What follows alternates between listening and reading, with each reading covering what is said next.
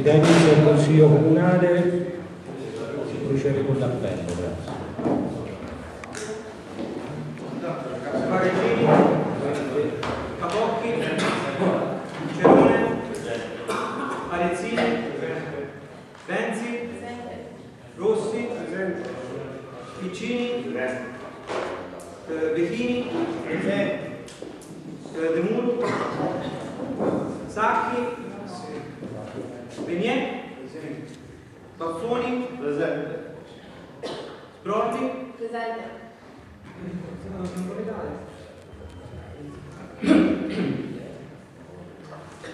Non ho nessuna comunicazione da fare, meno male, perché quando poi le comunicazioni non so. Speriamo di poterle fare la prossima volta positive. Quindi oggi è un Consiglio Comunale il più importante che può fare un organo consigliare, il bilancio. Del bilancio praticamente è una questione tecnica, però, perché ne abbiamo già parlato l'altra volta, perché tutto quello che era stato propedeutico al bilancio praticamente oggi siamo all'approvazione di quelle che sono le cifre crude sul bilancio, per cui lascio la parola alle regioni Cato e al vice sindaco. Da presentare a proposito del bilancio. Il documento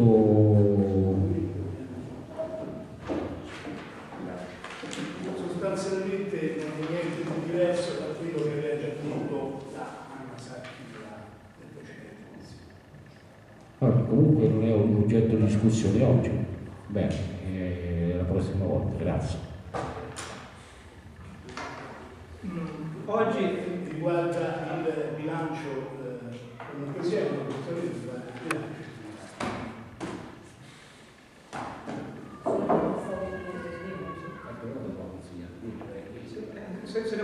Casomai se ne vuol dare lettura. Certamente. Il gruppo centro-sinistra che prima Discutiamo il bilancio, il primo punto di niente contrarietà al bilancio di misura di Allora è un'espressione di voto. da discutere. Quindi è un'espressione di voto. è un'espressione. Allora quando si Qui c'è scritto gruppo centro-sinistra di Castagnaro. Io esprimo un voto di netta contrarietà al bilancio di previsione 2015. C'è ancora da discutere. Quindi se c'è ancora da discutere, al momento in cui si dice chi approva, chi non approva, uno alza la mano e dice io non approvo con queste motivazioni. Lo legge e lo facciamo lo legge e poi insegna agli altri. Ma la curva è questa, la questo era lo scopo. no, poi è depositate, poi dice voi anche depositate. Che è come meglio depositare.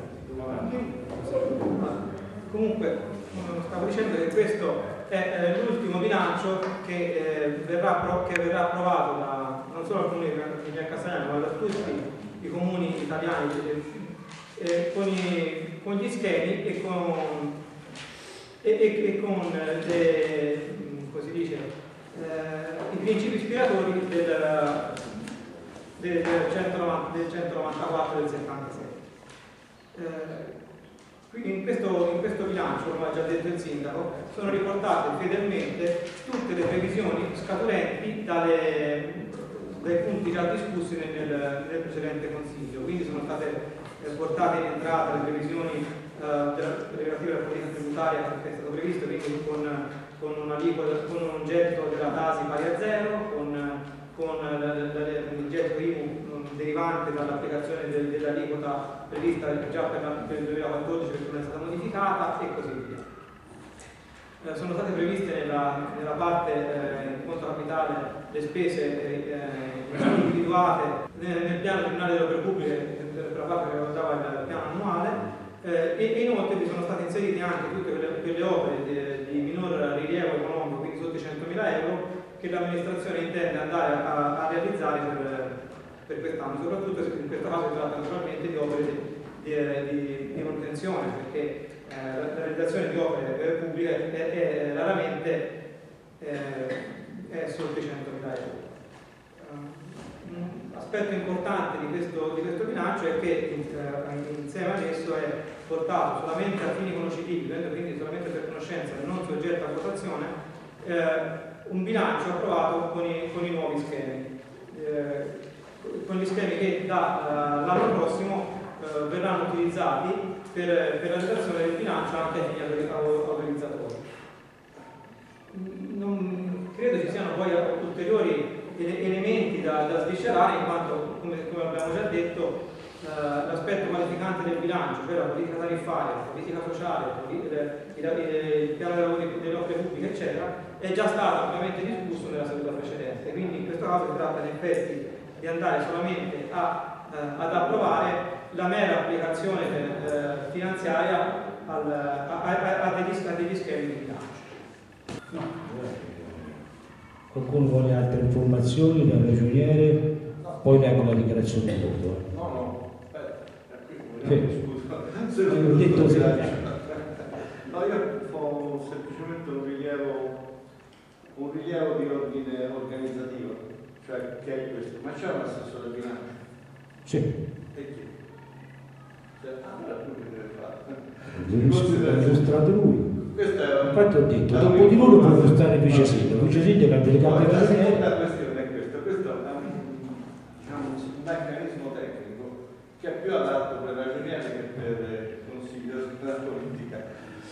No, sarebbe una buona pensata quella di rivedere attraverso proprio una relazione scritta i punti principali dell'entrata e i punti principali dell'uscita. Di solito ci sono 5-6 titoli in entrata e 5-6 titoli in uscita, esprimendo in modo sintetico, perché nessuno aveva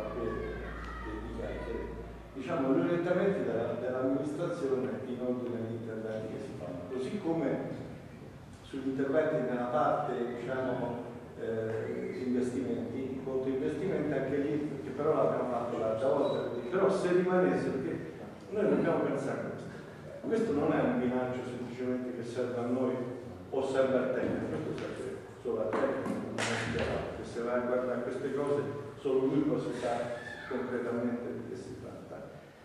Serve ai consiglieri e a un secondo stadio diciamo, della cosa, ma serve ai cittadini e in questo senso andrebbe scritto proprio e anche portata alla loro conoscenza in un modo intelligibile, perché quando viene messo tutte queste belle cifre con tutti quei bei parametri eccetera va benissimo, è quella la norma, quella la regola, però c'è anche un fatto divulgativo che è necessario anche nell'interesse del consumo. Quindi io ho fatto la domanda, non sapevo sinceramente, non sapevo se c'era o non c'era l'assessore del bilancio, però vedo che interviene sempre basta, sarebbe bene di fare una cosa anche ex post, cioè dopo approvato tutta questa roba, anche dopo, indicando noi, per esempio, il patto investimenti, la gente è più sensibile a queste cose, vogliamo fare questo, quest'altro, e abbiamo questi fondi, quest'altri, così come si dice, i primi 3, 4, 5, quanti erano, non mi ricordo, di entrate, che a suo tempo erano quasi esclusivamente trasferimenti dello Stato a vari titoli, insomma. E così come nelle uscite so questi, e così come nelle uscite so quest'altro. Perché poi anche qui, anche da un organo tecnico, difficilmente riuscirà a capire che sono altri progetti. Ora io non voglio entrare veramente nel merito perché altrimenti... Ma sono altri progetti di 1.200.000 euro, cioè, altri progetti che se rispetto a bilanci per 4 milioni, cioè sono una cifra troppo grossa per lasciarla semplicemente nel limbo diciamo, di altri progetti, no? Bisognerebbe specificare, te applichi le norme, non è che sto dicendo una cosa di più, però chiarire questi aspetti è abbastanza importante secondo me. Oppure io mi trovo per esempio entrate derivanti dagli oneri di urbanizzazione, quello sinceramente lo devo dire perché non l'ho capito, mi ritrovo in entrata 130.000 euro per licenze e concessioni edilizie. No?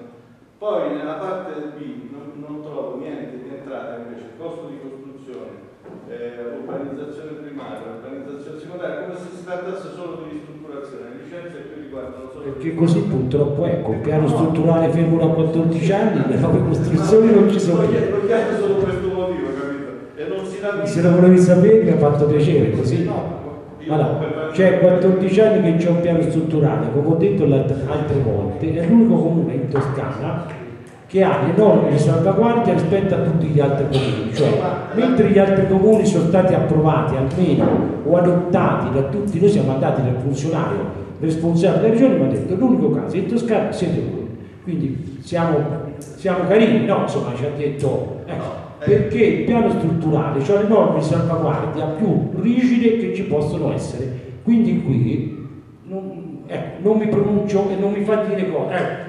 L'ufficio urbanistica di sopra cosa serviva? Tu hai fatto il sindaco come me, no? Che cosa fa un architetto eccetera?